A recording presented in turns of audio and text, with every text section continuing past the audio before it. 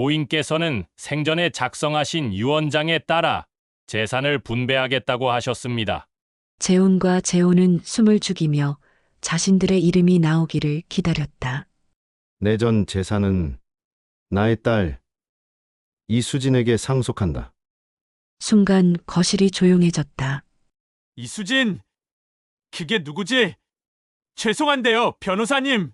이수진이 누구예요? 저희는 그런 사람 모릅니다.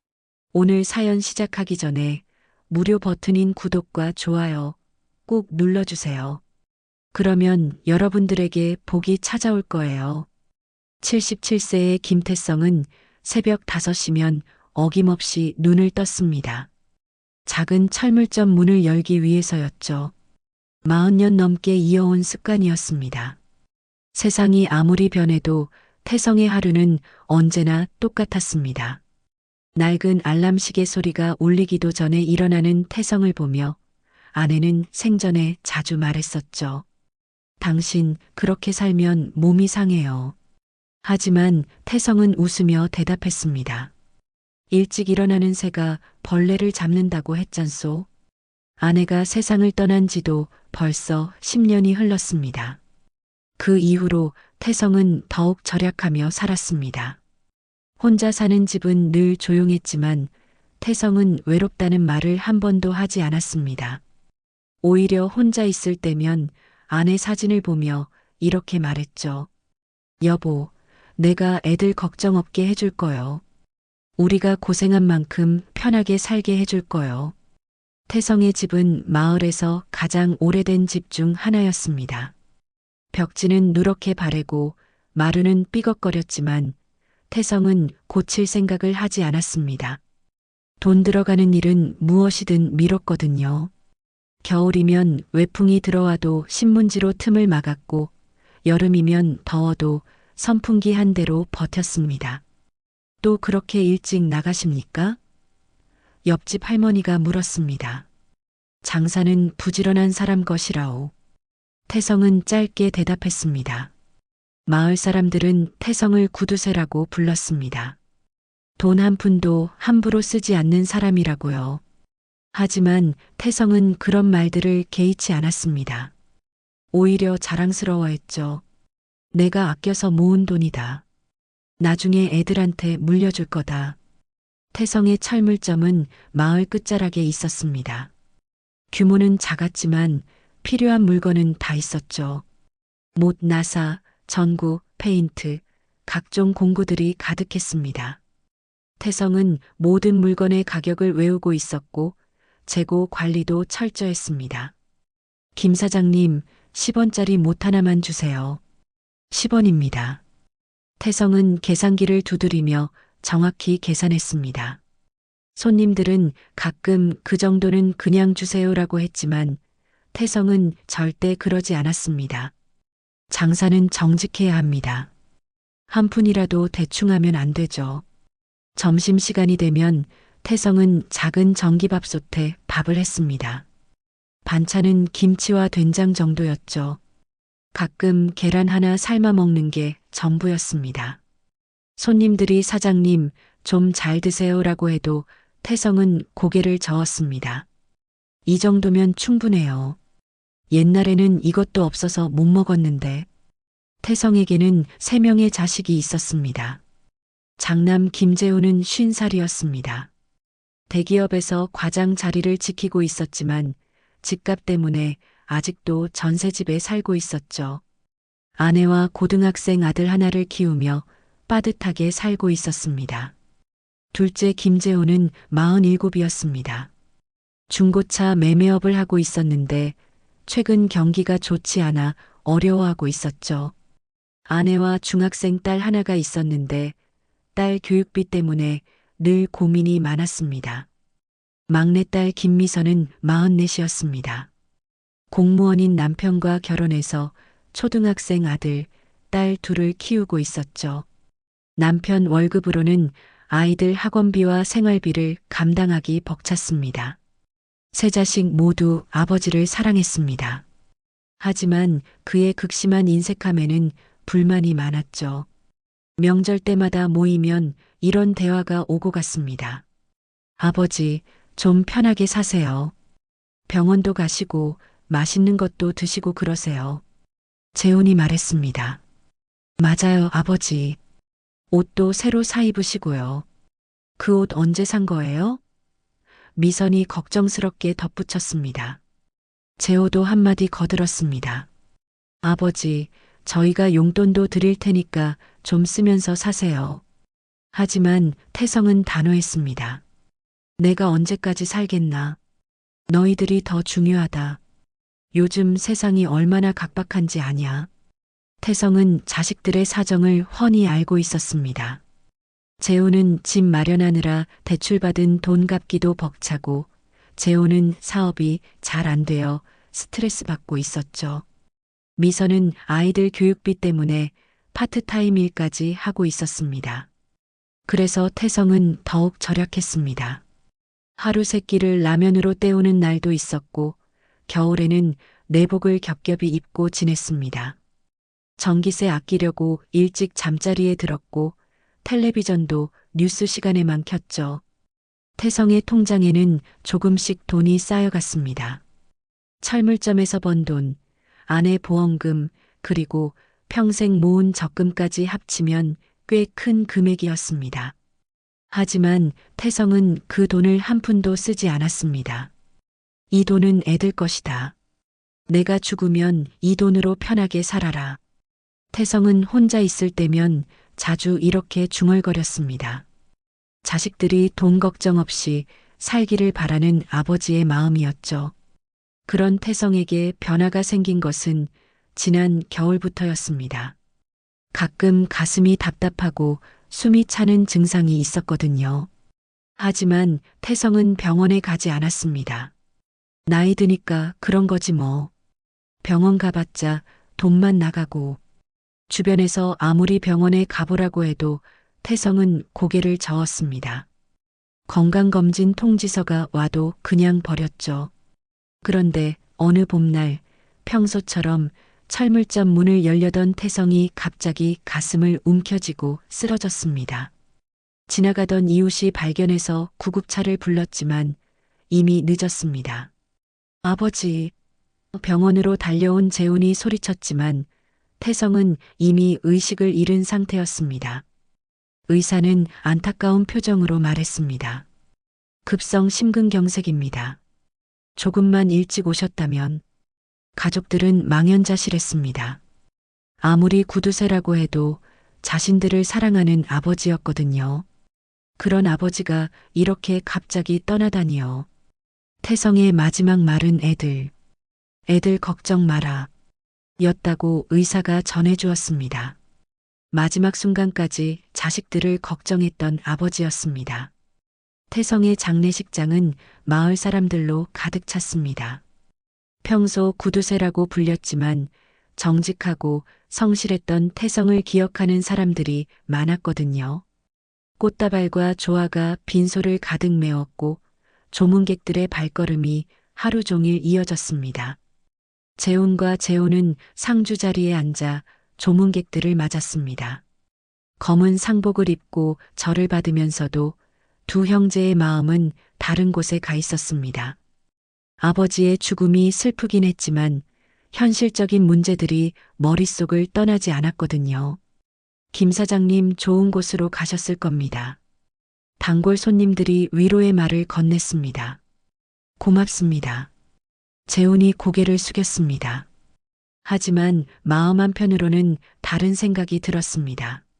아버지가 그렇게 아껴가며 모은 돈이 얼마나 될까 하는 생각 말입니다.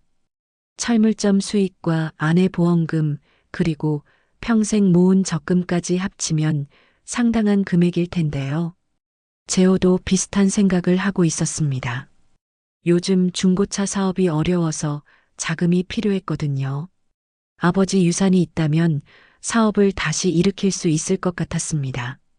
조문객들이 빠진 오후 재호가 재훈에게 조심스럽게 말을 꺼냈습니다. 형, 아버지께서 돈을 어디에 모아두셨을까? 그런 이야기를 지금 하는 게 맞나? 재훈이 주변을 둘러보며 말했습니다. 아니, 그런 뜻이 아니라 장례비도 써야 하고 여러 가지 정리할 게 많잖아. 재훈도 사실은 같은 생각을 하고 있었습니다.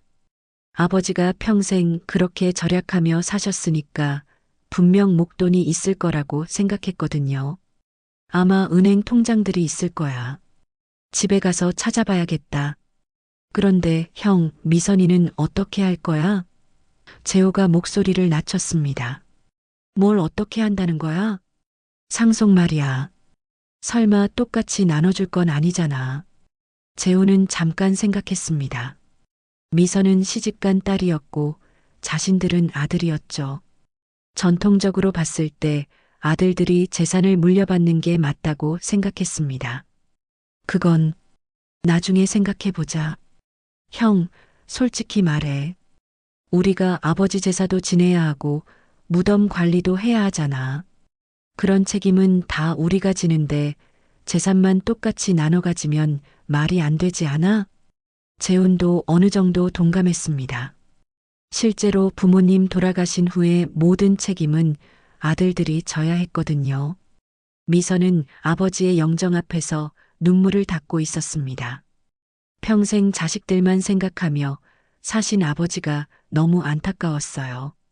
그런데 남편이 옆으로 다가와 작은 목소리로 말했습니다. 여보, 장인어른께서 돈을 좀 모아두셨을 거 아니야? 이런 때 그런 이야기를 왜 해요? 미선이 남편을 노려봤습니다. 아니, 그런 뜻이 아니라 아이들 교육비도 걱정이고 대출 이자도 밀렸잖아. 조금이라도 도움이 되면. 미선은 남편의 말을 끊었습니다. 지금은 아버지 장래에만 집중해요. 하지만 속으로는 미선도 복잡한 심정이었습니다. 남편 말이 틀린 건 아니었거든요. 요즘 살림이 너무 빠듯해서 아이들 학원비 내는 것도 버거웠습니다. 첫날 밤이 깊어갈 무렵 재훈과 재호는 장례식장 밖 흡연실에서 담배를 피웠습니다. 형, 솔직히 이야기해보자. 아버지 재산이 얼마나 될 것 같아? 아마 철물점 권리금하고 집값 그리고 예금까지 합치면 꽤 될 거야. 얼마 정도? 몇 억은 될 것 같은데. 재호의 눈이 반짝였습니다. 정말? 그럼 우리가 반반씩 나누면. 야, 아직 확실하지도 않은 걸 가지고 그러지 마. 아니, 그런 게 아니라 미선이 몫은 어떻게 할 거냐는 거야. 재호는 담배를 깊게 빨며 생각했습니다. 미선이는 좀 다르지 않나? 시집간 딸이니까. 그렇지? 옛날부터 그래왔잖아. 딸은 시집가면 남의 집 사람이고 아들들이 재산 물려받는 거야. 하지만 요즘 세상에 그런 식으로 하면 뭐가 문제야? 우리가 아버지 제사도 지내고 성묘도 가고 그런 의무는 다 지는데 재산만 똑같이 나눠 가져야 한다는 법이 어디 있어? 재훈도 점점 재호의 말에 동조하기 시작했습니다. 실제로 앞으로 아버지와 관련된 모든 일은 자신들이 책임져야 했거든요. 그럼 미선이한테는 얼마나 줄 거야? 적당히. 조금만. 그래도 딸이니까 아예 안 줄 수는 없잖아. 두 형제는 이렇게 암묵적으로 합의했습니다. 아버지의 재산은 자신들이 대부분 나눠 갖고 미선에게는 적은 몫만 주기로요. 둘째 날 아침 조문객들이 줄어든 틈을 타서 재호는 미선을 조용한 곳으로 불렀습니다. 미선아, 잠깐 이야기 좀 하자. 왜 오빠? 아버지 재산 이야기인데. 너도 알겠지만 상황이 좀 복잡하잖아. 미선의 표정이 굳어졌습니다. 무슨 말씀이세요? 아니다. 그런 뜻이 아니라 현실적으로 생각해 보자는 거야. 너는 시집 갔으니까 상황이 다르잖아. 재호도 거들었습니다. 미선아, 우리가 앞으로 아버지 제사도 지내야 하고 무덤 관리도 해야 하잖아. 명절 때 차례도 지내고 그런 의무는 다 우리 몫이야. 미선은 가슴이 답답해졌습니다. 오빠들, 아버지가 돌아가시자마자 그런 이야기를 하시는 거예요? 그런 게 아니라 미리 정리해두는 게 좋잖아. 나중에 문제 생기는 것보다. 그럼 저는 얼마나 받는 건데요? 재훈과 재호는 서로 눈치를 봤습니다. 그건 나중에 정확히 계산해봐야 알겠지만 너한테도 당연히 줄 거야. 미선은 더 이상 듣고 싶지 않았습니다. 아버지 장례식장에서 이런 차가운 이야기를 듣다니요. 알겠어요. 오빠들 마음대로 하세요. 그때 장례식장 한쪽 구석에서 누군가가 조용히 이 모든 상황을 지켜보고 있었습니다. 40대 중반으로 보이는 여성이었는데 검은 옷을 입고 태성의 영정을 바라보며 눈물을 흘리고 있었죠. 하지만 아무도 그 여성을 주목하지 않았습니다. 셋째 날 아침 발인을 앞두고 가족들은 마지막 준비를 하고 있었습니다. 태성의 관 앞에서 마지막 인사를 드리는 사람들의 발걸음이 이어졌죠. 그런데 갑자기 정장을 깔끔하게 차려입은 중년 남성이 장례식장으로 들어왔습니다. 실례합니다. 김태성님 유가족이 계신가요? 재훈이 고개를 들었습니다. 네, 저희가 아들들입니다. 저는 변호사 박성기라고 합니다. 고인과 오랜 인연이 있어서 왔습니다. 변로사라는 말에 장례식장 안이 갑자기 조용해졌습니다. 조문객들도 고개를 돌렸고 가족들의 시선이 일제히 박성기에게 집중되었죠. 변호사님이요? 재호가 놀란 목소리로 물었습니다. 저희 아버지께서 언제 변호사와 오래전부터 알고 지낸 사이입니다. 사실 중요한 일로 왔는데 발인 후에 따로 시간을 내주실 수 있을까요? 재훈과 재호는 서로를 바라봤습니다.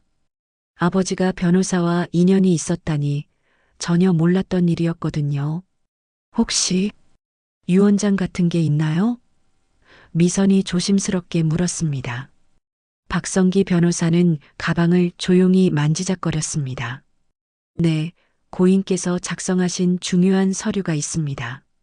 이 말에 재훈의 가슴이 두근거렸습니다. 아버지가 유언장을 써두셨다니 이제 재산 분할이 명확해지겠네요. 그런데 변호사님, 아버지께서 언제 그런 걸 작성하신 건가요? 재호가 물었습니다. 한 달 전쯤입니다. 갑자기 연락하셔서 급히 만나자고 하시더군요. 한 달 전? 그때 아버지는 특별히 아픈 기색도 없으셨는데 무언가 예감이라도 하신 걸까요? 그때 무슨 말씀을 하셨나요? 미선이 궁금해했습니다. 자세한 내용은 발인 후에 말씀드리겠습니다. 지금은 고인을 떠나보내는 일에 집중하시기 바랍니다. 박성기 변호사는 태성의 영정 앞에 헌화하고 깊이 절을 했습니다. 그 모습을 보니 정말 아버지와 가까운 사이였던 것 같았어요. 발인 시간이 되었습니다. 관이 영구차에 실리고 가족들과 조문객들이 뒤따랐습니다. 화장장까지 가는 길이 길게 느껴졌죠. 화장이 끝나고 납골당에 아버지를 모신 후 가족들은 집으로 돌아왔습니다. 박성기 변호사도 함께 왔죠. 거실에 둘러앉은 가족들의 표정은 긴장으로 가득했습니다. 그럼 이제 고인께서 남기신 유언장을 읽어드리겠습니다. 박성기 변호사가 검은 가방에서 봉투를 꺼냈습니다. 재훈과 재호는 숨을 죽이고 기다렸습니다. 아버지가 어떻게 재산을 나눠주셨는지 궁금했거든요. 미선도 마찬가지였죠. 고인께서는 생전에 매우 신중하게 이 유언장을 작성하셨습니다. 변호사가 봉투를 천천히 열었습니다. 그래서 어떻게 되는 건가요? 재호가 조급하게 물었습니다. 고인께서는 변호사가 유언장을 펼치며 읽기 시작했습니다. 생전에 작성하신 유언장에 따라 재산을 분배하겠다고 하셨습니다. 가족들은 자신들의 이름이 나오기를 기다렸습니다. 재호는 장남이니까 가장 많이 받을 거라고 생각했고 재호도 어느 정도는 받을 거라고 기대했죠. 미선은 조금이라도 받으면 다행이라고 생각하고 있었습니다. 유언장 내용을 읽어드리겠습니다. 변호사의 목소리가 거실에 울려 퍼졌습니다. 나 김태성은 정신이 온전한 상태에서 이 유언장을 작성한다. 가족들이 더욱 집중했습니다. 내 전 재산은 변호사가 잠깐 멈췄습니다. 빨리 말해주세요. 재훈이 초조해했습니다. 내 전 재산은 나의 딸 이수진에게 상속한다. 순간 거실이 조용해졌습니다. 이수진? 그게 누구죠? 죄송한데요, 변호사님. 재호가 목소리를 높였습니다. 이수진이 누구예요? 저희는 그런 사람 모릅니다. 저희 아버지 딸은 미선이 하나뿐인데요. 재훈도 당황한 목소리로 말했습니다. 박성기 변호사는 차분하게 대답했습니다. 유언장에는 분명히 그렇게 적혀 있습니다. 이수진을 딸이라고 명시하셨어요. 미선이 순간 멈칫했습니다. 딸이라는 단어가 이상하게 마음에 걸렸거든요. 그런데 그 이수진이라는 사람은 어디 있는 건가요? 재훈이 물었습니다. 변호사가 시계를 보며 말했습니다. 곧 오실 겁니다. 미리 연락드렸거든요. 바로 그때 초인종이 울렸습니다. 가족들이 서로를 바라보는 사이 변호사가 일어나 문을 열었습니다. 들어온 사람은 40대 중반의 여성이었습니다. 검은 옷을 입고 있었는데 장례식장에서 구석에 서 있던 바로 그 여성이었죠. 안녕하세요. 여성이 조용히 인사했습니다. 저는 이수진입니다. 가족들은 말을 잃었습니다. 이수진은 긴장한 표정으로 거실 한쪽에 서 있었죠. 누구세요? 우리 아버지를 어떻게 아시는 건가요? 재호가 따져 물었습니다. 이수진은 떨리는 목소리로 대답했습니다. 저는 아버지의 딸입니다. 뭐라고요? 재훈이 벌떡 일어났습니다. 무슨 소리예요? 우리 아버지 딸은 미선이 하나뿐이에요. 형, 이 사람 사기꾼 아니야? 우리 아버지한테 접근해서 유언장 바꾼 거 아니야? 재호가 흥분하며 말했습니다. 이수진은 눈물을 글썽이며 말했습니다. 저는 아버지께서 끝까지 제 존재를 숨기라고 하셨어요. 하지만 이제 무슨 말이에요? 도대체 무슨 말이에요? 미선이 일어서며 소리쳤습니다. 변호사가 중재하려 했지만 재훈이 화를 내며 다가갔습니다. 이 사람 때문에 우리가 재산을 못 받는다는 거예요? 말도 안 되는 소리예요. 재훈이 이수진에게 다가가려는 순간 변호사가 급히 말렸습니다. 잠깐만요. 진정하세요. 이 모든 게 합법적으로 진행된 일입니다. 하지만 가족들의 분노는 걷잡을 수 없었습니다. 갑자기 나타난 낯선 여인이 아버지의 모든 재산을 가져간다니 믿을 수 없었거든요. 거실의 공기가 얼어붙었습니다. 재훈과 재호는 이수진을 노려보며 서 있었고 미선은 충격에 빠져 말을 잇지 못했죠. 이수진은 벽 쪽으로 뒷걸음질 치며 떨고 있었습니다. 말도 안 되는 소리예요. 재훈이 목소리를 높였습니다. 우리 아버지가 언제 당신 같은 사람을... 저 정말 죄송합니다. 이수진이 눈물을 흘리며 중얼거렸습니다. 저도 이런 상황이 될 줄 몰랐어요. 재호가 변호사에게 따졌습니다. 변호사님, 이게 말이 되는 소리예요? 갑자기 나타난 사람이 우리 아버지 재산을 다 가져간다고요? 박성기 변호사는 침착하게 대답했습니다. 유언장은 법적으로 완벽합니다. 고인께서 정신이 온전한 상태에서 작성하신 거죠. 하지만 이 여자가 정말 우리 아버지 딸이라는 증거가 어디 있어요? 미선이 떨리는 목소리로 물었습니다. 이수진이 조용히 말했습니다. 저는 43년 전에 태어났어요. 아버지께서는 그때... 그만해요. 재호가 소리쳤습니다. 사기꾼이 지어낸 이야기 듣기 싫어요. 그때 변호사가 가방에서 서류 뭉치를 꺼냈습니다. 혹시 의심하신다면 고인께서 남기신 다른 자료들이 있습니다. 무슨 자료요? 재훈이 다가갔습니다. 고인께서는 유 원장과 함께 이 편지도 남기셨습니다. 변호사가 봉투를 내밀었습니다. 재훈이 편지를 뜯어 읽기 시작했습니다. 아버지의 친필이었죠. 재훈아, 재호야, 미선아. 이 편지를 읽고 있다면 아비는 이미 세상을 떠났을 것이다. 재훈의 목소리가 떨렸습니다. 아버지의 글씨를 보니 가슴이 먹먹해졌거든요. 아비에게는 너희들 말고도 한 명의 딸이 더 있다. 이수진이라는 아이다. 가족들이 숨을 죽이고 들었습니다. 43년 전 아비가 사업에 실패해서 집을 나갔을 때의 일이다. 미선이 갑자기 기억났습니다. 아버지가 젊었을 때 사업 실패로 몇 년간 집을 떠나 계셨던 적이 있었거든요.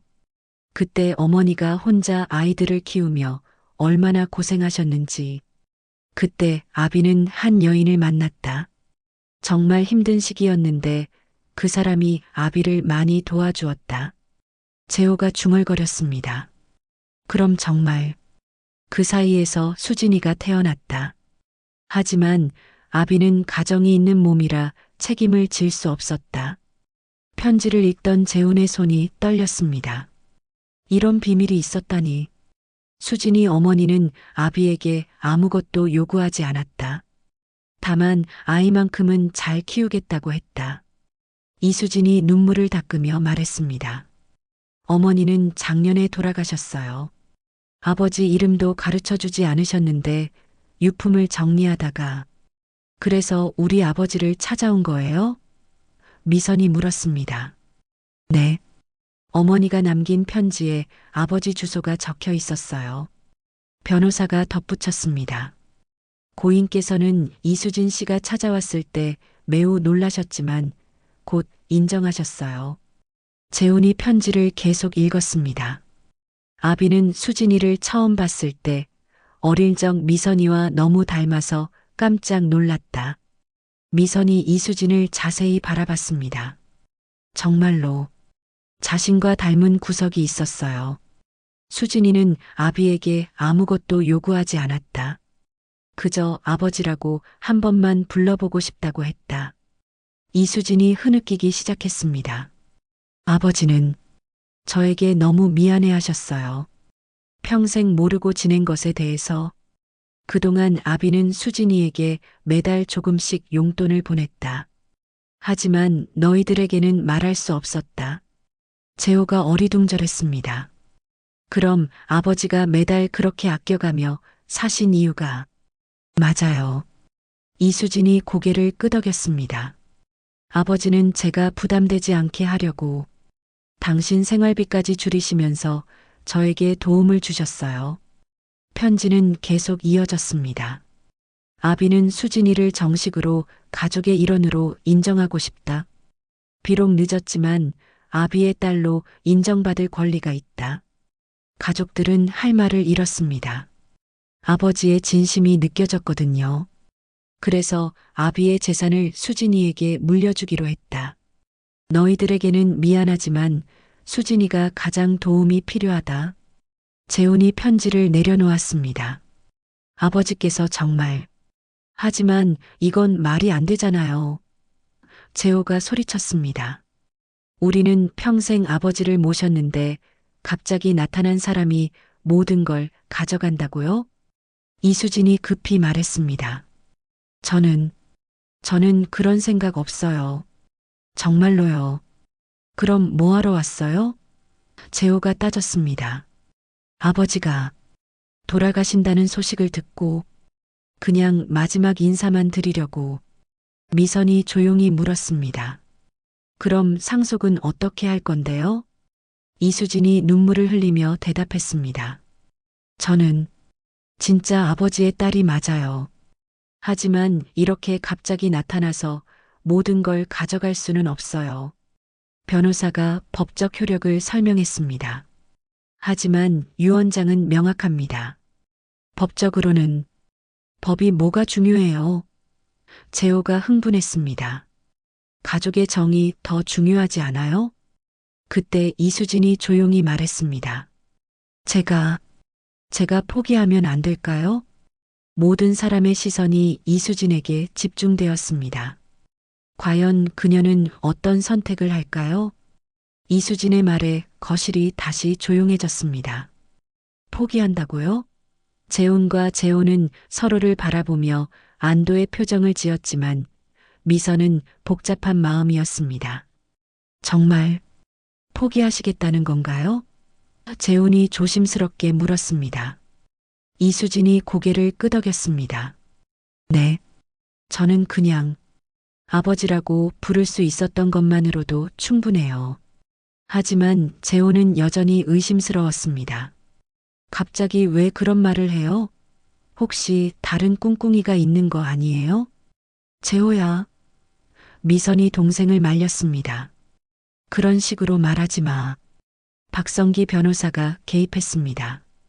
잠깐만요. 상속 포기는 그렇게 간단한 문제가 아닙니다. 법적 절차가 필요해요. 무슨 절차요? 재훈이 물었습니다. 상속 포기 신고서를 작성하고 가정법원에 제출해야 합니다. 그리고 이수진 씨가 포기하면 재산은 다른 상속인들에게 돌아가죠. 재호의 눈이 반짝였습니다.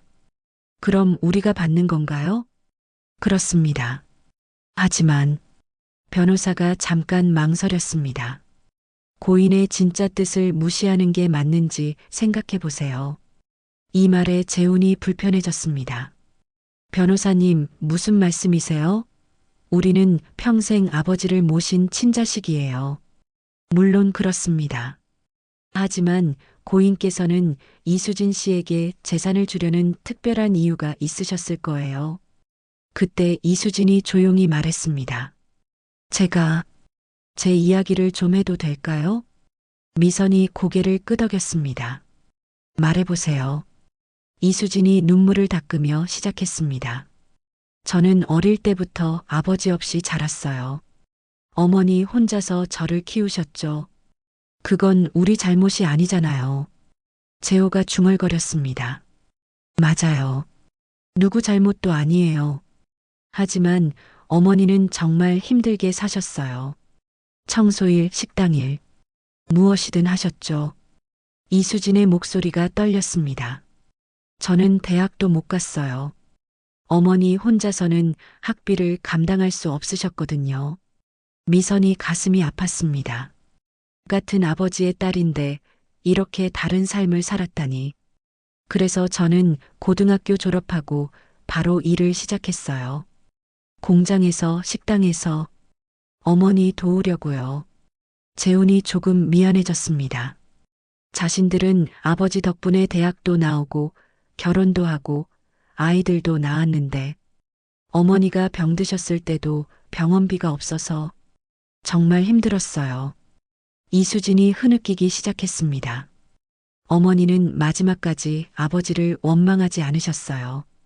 오히려 저에게 아버지를 이해하라고 하셨죠. 그런데 어떻게 우리 아버지를 찾게 된 거예요? 미선이 궁금해했습니다. 어머니 유품 중에 편지가 있었어요. 그리고 이것도 있었어요. 이수진이 가방에서 오래된 흑백 사진을 꺼냈습니다. 사진 속에는 젊은 시절의 태성과 한 여성이 서 있었고 여성의 품에는 갓난아기가 안겨 있었습니다. 이게 미선이 사진을 보고 놀랐습니다. 정말 아버지시네요. 재훈도 사진을 들여다봤습니다. 젊으셨을 때 모습이다. 이 아기가 저예요. 이수진이 사진 속 아기를 가리켰습니다. 재호가 여전히 의심했습니다. 사진 하나로 뭘 증명할 수 있어요? 그때 변호사가 또 다른 서류를 꺼냈습니다. 고인께서는 이수진 씨가 찾아온 후 친자 확인도 하셨습니다. 친자 확인요? 재훈이 놀랐습니다. 네. 결과는 99.9% 일치했습니다. 확실한 부녀지간이죠. 이제 더 이상 의심할 여지가 없었습니다. 이수진은 정말 아버지의 딸이었던 거예요. 미선이 조용히 물었습니다. 그럼 언제부터 아버지와 연락하신 거예요? 석 달 전부터예요. 처음에는 아버지도 당황하셨어요. 하지만 이수진이 눈물을 흘렸습니다. 아버지는 저에게 정말 미안해 하셨어요. 그동안 모르고 지낸 것에 대해서. 그래서 매달 용돈을 보내주신 거구나. 미선이 이해했습니다. 네. 하지만 저는 받고 싶지 않았어요. 아버지가 너무 절약하며 사시는 걸 알았거든요. 재훈이 갑자기 깨달았습니다. 그래서 아버지가 더 심하게 절약하신 거였구나. 아버지는 저에게 이렇게 말씀하셨어요. 수진아, 아비가 너에게 미안하다. 이제라도 제대로 해주고 싶다고. 이수진의 말에 가족들이 조용해졌습니다. 아버지의 마음이 느껴졌거든요. 하지만 저는 정말 괜찮아요. 이렇게 갑자기 나타나서 가족들 사이를 어지럽히고 싶지 않아요. 재호가 마음이 좀 누그러졌습니다. 그럼 정말 포기하실 건가요?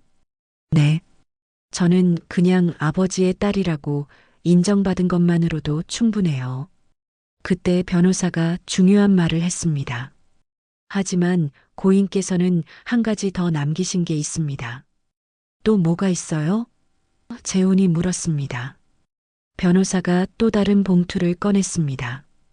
고인께서는 이 상황을 예상하고 계셨던 것 같습니다. 무슨 말이에요? 이수진 씨가 상속을 포기할 경우를 대비해서 별도의 서류를 남기셨어요. 가족들이 긴장했습니다. 또 무슨 일이 벌어질까요? 변호사가 봉투를 열며 말했습니다. 고인께서는 가족들이 함께 나누기를 바라는 특별한 것을 남기셨습니다. 뭘 말씀이세요? 미선이 궁금해했습니다. 고향 땅입니다. 고인의 아버지께서 물려주신 조상 땅이 있어요. 재훈이 놀랐습니다. 그런 땅이 있었나요? 네. 그리고 고인께서는 이 땅만큼은 네 사람이 함께 나눠 갖기를 원하신다고 하셨습니다. 이수진이 고개를 들었습니다. 저도 포함해서요? 그렇습니다. 고인의 마지막 바람이었어요. 변호사의 말에 거실의 분위기가 또 한 번 바뀌었습니다. 조상 땅이라니 가족들은 아버지가 그런 땅을 갖고 계셨다는 사실조차 몰랐거든요. 변호사님, 그 땅이 어디에 있는 건가요? 재훈이 물었습니다. 경기도 양평에 있습니다. 고인의 고향이죠. 약 300평 정도 되는 땅이에요. 재호가 관심을 보였습니다. 그럼 그 땅값이 얼마나 할까요? 변호사가 서류를 뒤적이며 답했습니다. 정확한 시세는 모르겠지만 요즘 그 지역 땅값이 많이 올랐다고 하네요. 미선이 궁금해했습니다. 아버지가 왜 그 땅 이야기는 안 하셨을까요? 고인께서는 그 땅을 마지막까지 팔지 않으셨어요. 아버지로부터 물려받은 소중한 땅이라고 하시면서요. 이수진이 조심스럽게 말했습니다. 저는 그런 땅까지 받을 자격이 없어요. 갑자기 나타난 사람이. 아니에요. 미선이 이수진을 말렸습니다. 아버지께서 네 사람이 나누라고 하셨다면 그게 아버지 뜻이에요. 재훈도 생각을 바꾸기 시작했습니다. 그래, 우리가 아버지 뜻을 거스를 수는 없지. 하지만 재훈은 여전히 못마땅했습니다. 형, 그런데 이상하지 않아? 돈은 이 사람한테 다 주고 땅만 나누라고? 변호사가 설명했습니다. 고인께서는 깊이 생각하신 것 같아요. 이수진 씨는 당장 생활이 어려우니까 현금이 필요하고 여러분들은 함께 뭔가를 할 수 있는 기회를 주고 싶으셨던 것 같습니다. 함께 뭔가를 한다는 게 무슨 뜻이에요? 미선이 물었습니다.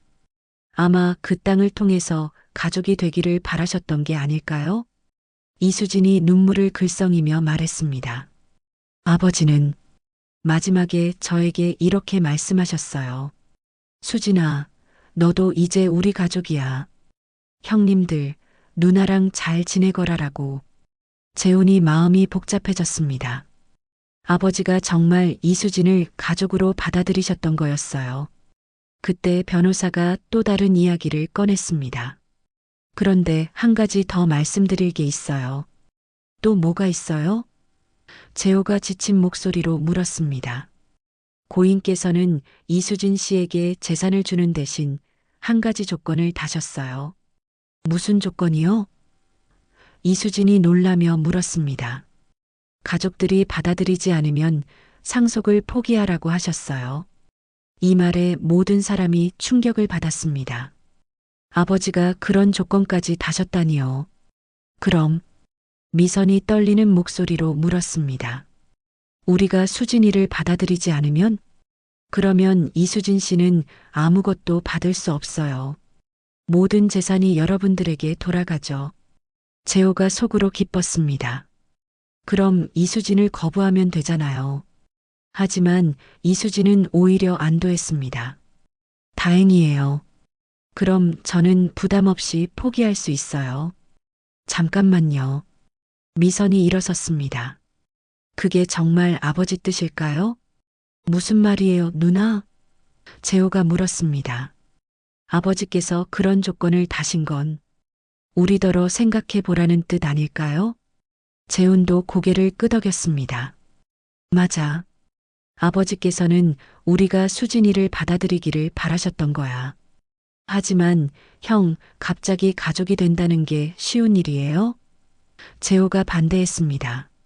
그때 이수진이 일어서며 말했습니다. 정말 괜찮아요. 저는 여러분에게 부담 주고 싶지 않아요. 앉아요. 미선이 이수진의 손을 잡았습니다. 우리가 이야기해야 할 게 많아요. 변호사가 시계를 보며 말했습니다. 시간이 좀 필요하실 것 같으니 저는 내일 다시 오겠습니다. 내일요? 재훈이 물었습니다. 네. 하룻밤 생각해 보세요. 고인의 진짜 뜻이 무엇인지. 변호사가 떠난 후 네 사람은 어색하게 앉아 있었습니다. 아무도 먼저 말을 꺼내지 못했죠. 한참 후에 미선이 입을 열었습니다. 수진 씨, 아버지와 마지막에 어떤 이야기를 나누셨어요? 이수진이 눈물을 닦으며 대답했습니다. 아버지는 가족들에게 미안하다고 하셨어요. 갑자기 나타난 딸 때문에 놀라겠다고. 또 뭐라고 하셨어요? 그리고 평생 구두쇠라고 불렸지만 사실은 가족들을 사랑했다고 하셨어요.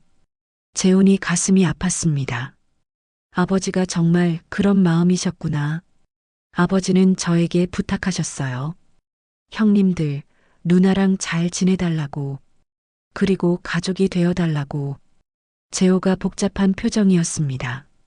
하지만 우리는 지금까지 모르고 지냈잖아요. 맞아요. 그래서 더 어려워요. 이수진이 솔직하게 말했습니다. 미선이 이수진을 바라보며 말했습니다. 수진 씨도 힘드셨겠어요. 갑자기 가족을 찾았는데. 네. 정말 어색하고 무서웠어요. 거부당할까봐. 그때 재훈이 조용히 말했습니다. 우리도 마찬가지예요. 갑자기 누나가 생겼다니. 형님이라고 부르세요. 이수진이 웃으며 말했습니다. 저는 막내니까요.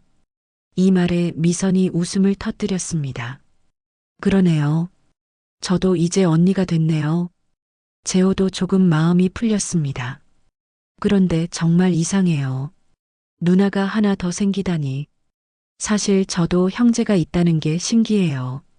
이수진이 말했습니다. 미선이 진지하게 물었습니다.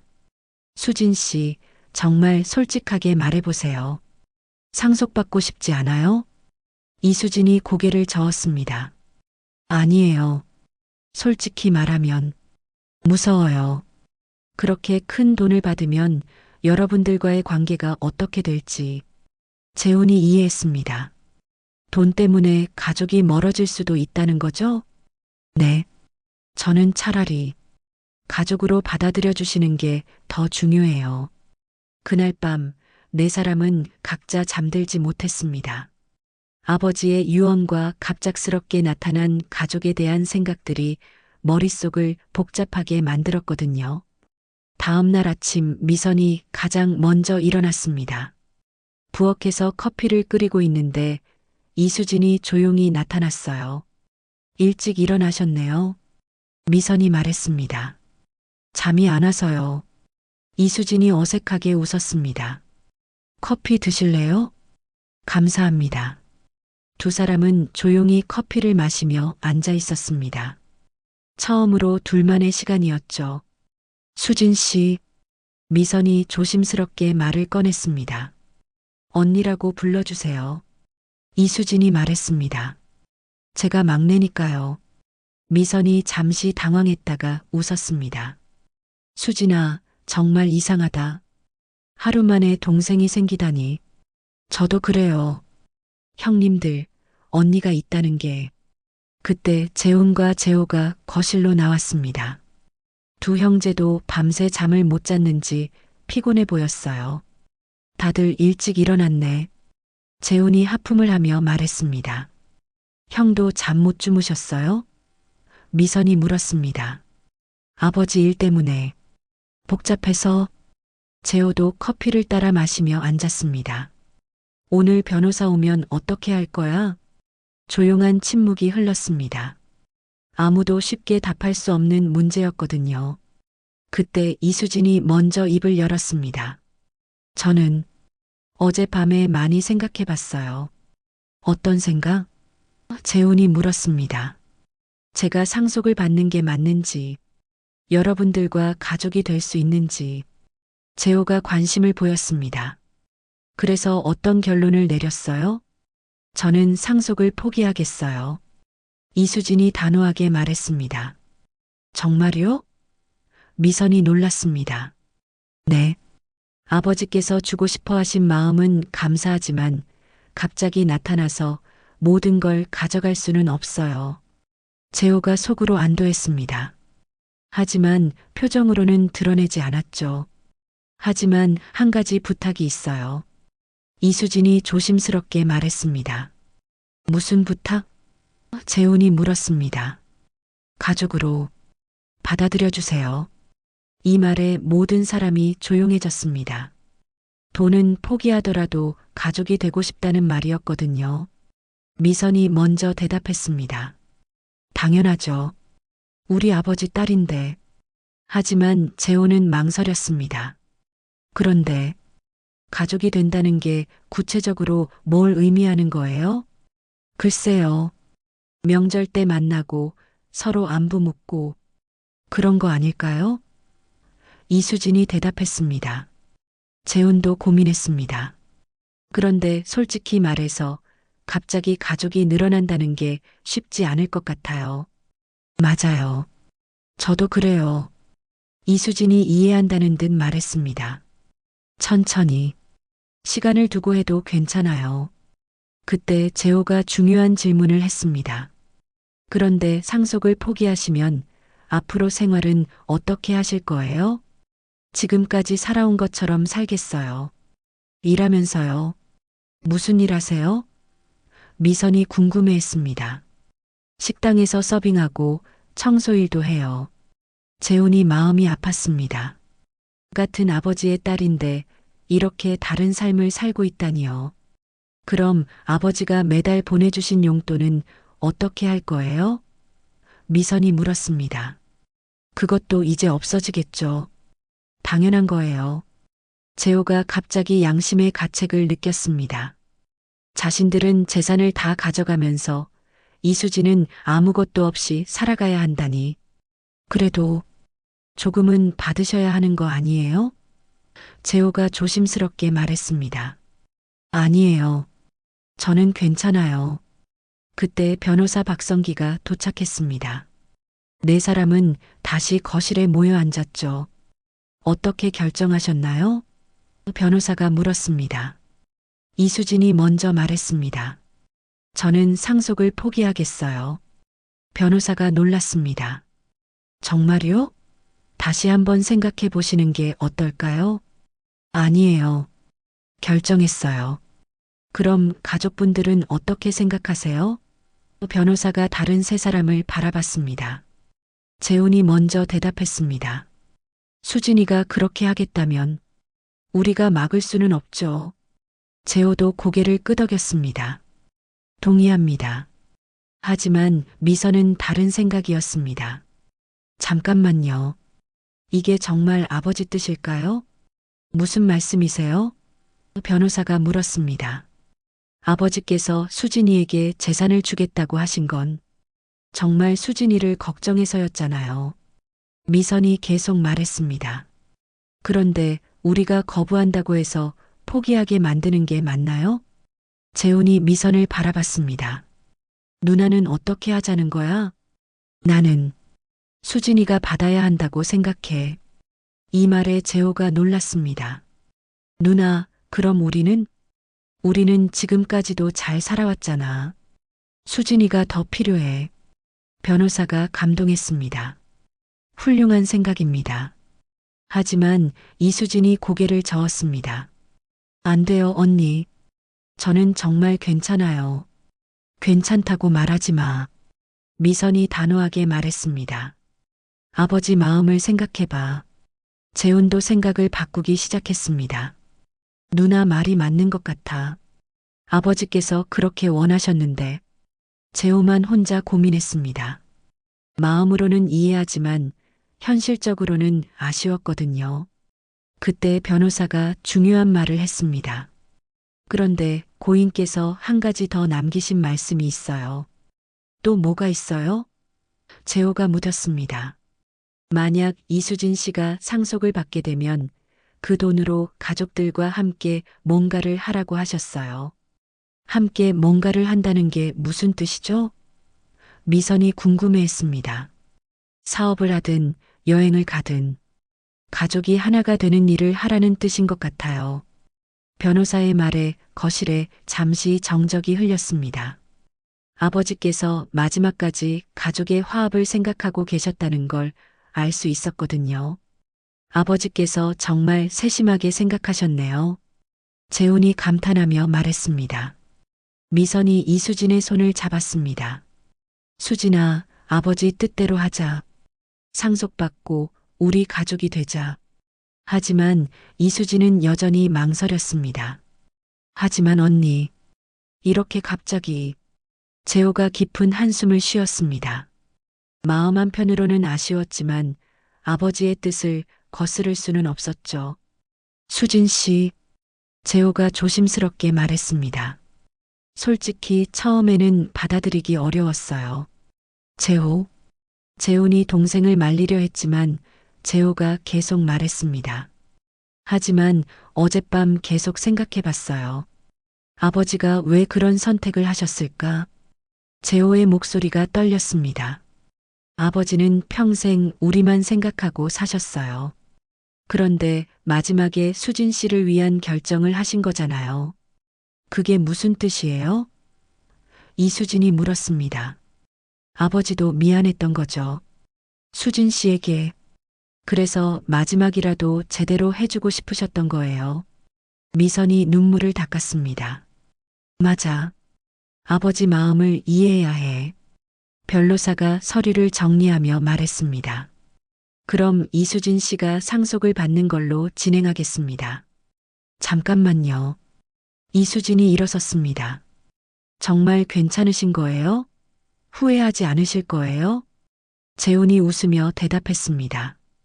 후회할 게 뭐 있어. 우리도 이제 누나가 하나 더 생겼잖아. 그런데 조건이 있어. 재호가 장난스럽게 말했습니다.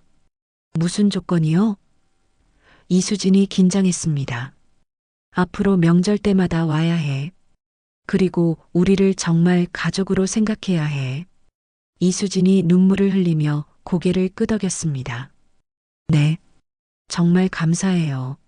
상속 절차가 마무리된 후 변호사가 마지막으로 말했습니다. 그런데 고인께서 네 분이 함께 가보길 원하는 곳이 있어요. 어디요? 미선이 물었습니다. 양평에 있는 그 조상 땅입니다. 오늘 시간 되시면 네 사람은 서로를 바라보며 고개를 끄덕였습니다. 아버지가 마지막으로 보여주고 싶어 하신 곳이라면 가봐야겠죠. 차를 타고 양평으로 향하는 길에 네 사람은 처음으로 자연스럽게 대화를 나눴습니다. 수진이는 어렸을 때 어땠어? 미선이 궁금해했습니다. 조용한 편이었어요. 어머니가 일하러 나가시면 혼자 있는 시간이 많았거든요. 재훈이 미안해했습니다. 힘들었겠다. 괜찮았어요. 오히려 혼자 있는 시간이 좋았어요. 책도 많이 읽고. 무슨 책 좋아해? 재호가 물었습니다. 소설이요. 특히 가족 이야기. 이 말에 모든 사람이 웃음을 터뜨렸습니다. 이수진도 덩달아 웃었죠. 양평에 도착했을 때는 해가 지기 시작했습니다.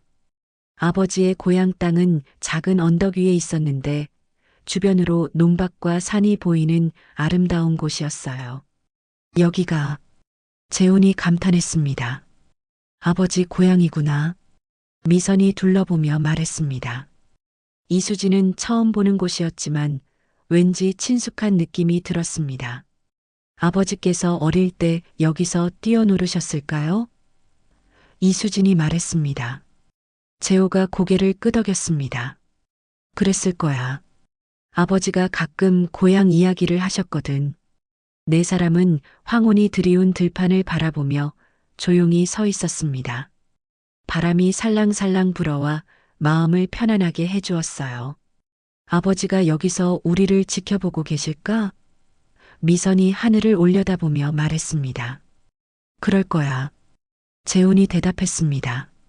이수진이 눈물을 흘리며 속삭였습니다. 아버지, 이제 저희가 정말 가족이 되었어요. 재호가 이수진의 어깨에 손을 올렸습니다. 이제부터 우리가 수진이 오빠들이야. 그리고 나는 언니고. 미선이 덧붙였습니다. 그때 휴대폰 진동 소리가 났습니다. 재훈의 아내에게서 온 문자였어요. 뭐래? 미선이 물었습니다. 저녁 준비했으니까 빨리 오라네. 재호가 웃었습니다. 형수님한테 수진이 소개해야겠다. 그러게. 처남이 하나 더 생겼다고 해야지. 재훈이 장난스럽게 말했습니다. 저도 형수님 올케들 만나뵐 수 있을까요? 이수진이 조심스럽게 물었습니다. 당연하지. 가족인데. 미선이 대답했습니다. 네 사람은 차에 오르기 전에 마지막으로 아버지 땅을 바라봤습니다. 이 땅으로 뭘 할까? 재호가 물었습니다. 글쎄, 아버지 뜻대로 우리가 함께 뭔가를 해봐야겠지. 재훈이 답했습니다. 작은 카페라도 만들까? 미선이 제안했습니다. 좋은 생각이야. 가족들이 모일 수 있는 공간으로. 이수진이 눈을 반짝였습니다. 차를 타고 집으로 돌아가는 길에 네 사람의 마음은 한결 가벼워졌습니다. 아버지께서 마지막에 남겨주신 최고의 선물은 돈이 아니라 새로운 가족이었던 거죠. 수진아. 미선이 뒤를 돌아보며 말했습니다. 네, 언니. 다음 주 일요일에 집에 와. 온 가족이 모여서 밥 먹자. 정말요? 그럼. 이제 우리 가족인데. 이수진이 눈물을 흘리며 고개를 끄덕였습니다. 평생 그리워했던 가족을 드디어 찾았어요. 하늘의 아버지도 웃고 계실 것 같았습니다.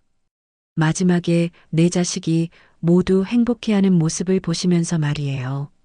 구두쇠라고 불렸던 김태성 하지만 그는 진정한 아버지였습니다.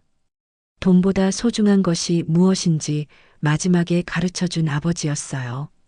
앞으로 네 사람은 진짜 가족이 되어갈 겁니다. 아버지의 사랑 안에서 말이에요. 더 많은 이야기로 찾아올게요. 구독과 좋아요, 댓글로 응원해주세요. 부탁드립니다.